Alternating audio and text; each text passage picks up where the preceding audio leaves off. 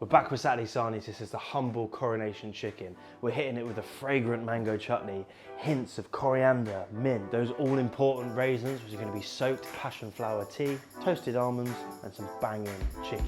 Let's get it.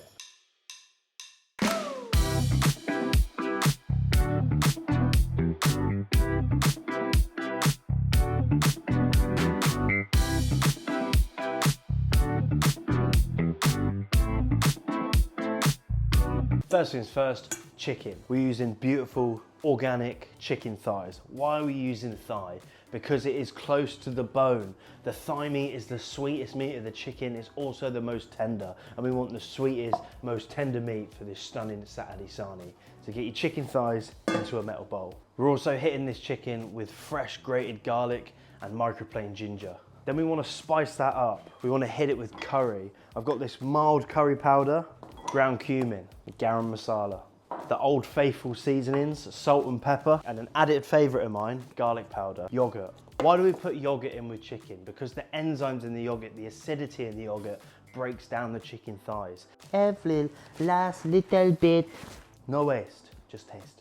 Now some people mix it with a spoon, but I like to get physical. You want to get a glove on for this or a well-washed hand. You get it into the chicken, massaging those spices. These thighs go out onto a tray and we're going to put them into a preheated oven, 180 degrees for about 15 minutes. He's done. Mango chutney. So take the ripest mangoes you can find, or if you haven't got the ripest mangoes, you're going for the old shop-bought classics. You buy them a day before you need them and they haven't had time to ripen up. All you do is add a touch of water and a touch of sugar to the recipe that I'm going to show you now. Mango down to the board. Take the top off, bottom off, and just with a speed peeler, you start to take the skin from around the outside. Now the thickness of the speed peeler never takes off all the green bit. So you have to go twice around. It leaves the maximum amount of flesh on the mango and is the quickest way to do it. You place your mango down to the board, take both the cheeks off, just skimming that stone in the middle, and then take off each side. This one you give to the baby of the household. They'll be sucking on that for about 3 hours. That's always what I used to do when I was a kid. And then I start to create my dice. And don't worry if you get little bits on the ends where the mango is rounded and you get little like triangular bits. Don't worry about that at all. They're gonna melt down during the cooking process and add to the beautiful silky texture of this mango chutney. Mango goes into the bowl and we're gonna take half a red onion. It's topped, bottomed and peeled, and give it a good dice. What do I wanna hit it with now? Cumin and onion seed. Now a chutney wouldn't be a chutney without a slight hit of acidity. You're gonna get that from lime. I'm gonna take this lime, roll it on the board. I'm rolling it to crush the cells inside of the lime, and it's gonna make it super juicy. You're gonna get double the amount of juice out of your limes from rolling it and crushing it against the board. So we get the zest in and the juice in. It's juicy. Got my pan hot and I've got my mango ready. I've got sugar and water on hand. When I add the mango to this screaming hot pan, it could burn if the mango's not beautifully juicy and ripe.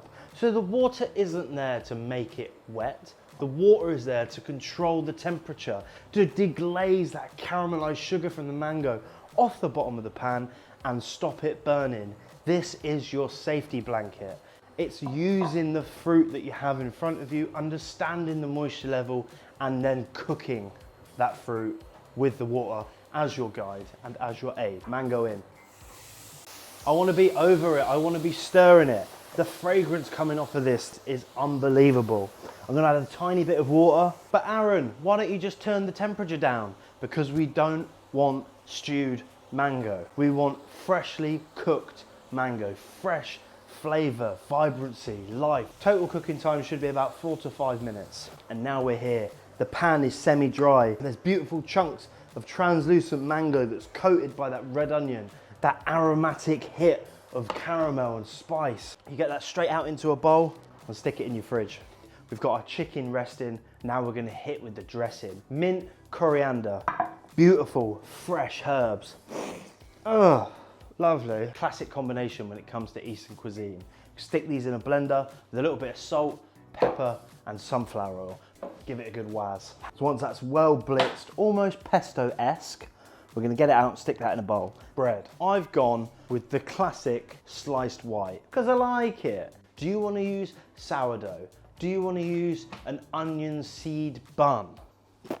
Go with it wherever you will. Do you want to make a naan bread and do a naan bread wrap coronation chicken, drizzly bits of green stuff all over the top, mango chutney? Maybe. It's completely up to you. I like the sliced white because I'm easy. I'm gonna get these in the toaster. Now, soaking raisins. I've gone for golden raisins. They're plump, they're delicious. I'm gonna add to that 1 tea bag. I'm using passion flower. Can you use jasmine? Yes. Can you use hibiscus? Yes. Can you use English breakfast? If you fancy it. Tea-soaked raisins give an aromats and a freshness and a fragrance. I'm gonna hit that with boiling water, leave them overnight so they're beautiful, tasty and plump. So the chicken is rested. We've got that stunning juice that's picking up that caramelized goodness from the bottom of the tray. Just give it a swirl around, put your chicken thighs onto a fresh tray, and then take that gravy, that spice gravy, into the pan. Now the protein that's in that chicken juice is gonna reduce, and it's gonna capture and emulsify all the fat that's come off of that stunning yogurt and that stunning chicken thigh. We wanna monte it, we wanna swirl it, and that's gonna emulsify those two stunning flavorful liquids together and create a beautiful, deep, rich chicken jus. And keep it on the side to cool. For the chicken thigh, I wanna shred it. I want beautiful little shredded pieces of chicken. To do that, I'm gonna use 2 forks, just shred it apart. Now we make the mix. Into a metal bowl, you're gonna put all your chicken. A generous squeeze of mayonnaise, a fistful of those tea-soaked raisins, and another hit curry powder. We give that a good mix and then add our stunning, reduced, spiced chicken jus. Every inch of flavor from that chicken thigh has been reduced down and then added back in to this stunning chicken coronation mix. And that's the difference. That's the point of difference that's gonna make this Saturday Sarnie sing. Toast is done, let's build it. I wanna get my toast on the bottom of the board. Why do we toast the bread? Because we want crunch, we want integrity, we want structure to the sandwich.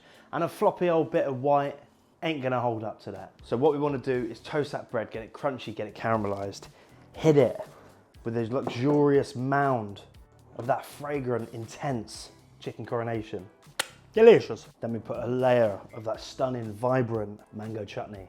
For texture, we have these toasted almonds, flaked, and a generous handful of crispy onions. What do we need? Vibrancy, freshness, and that comes in the form of our beautiful coriander and mint dressing. And you just lay that on top of the onion and on top of the almond. Lid on top, and you're good to eat. Another Saturday Sarnie, guys. We've got chicken coronation revamped and dragged into the 21st century with the addition of a stunning coriander and mint dressing, that beautiful fragrant mango chutney. This is a stunning Sarnie for Saturdays. Avagnon!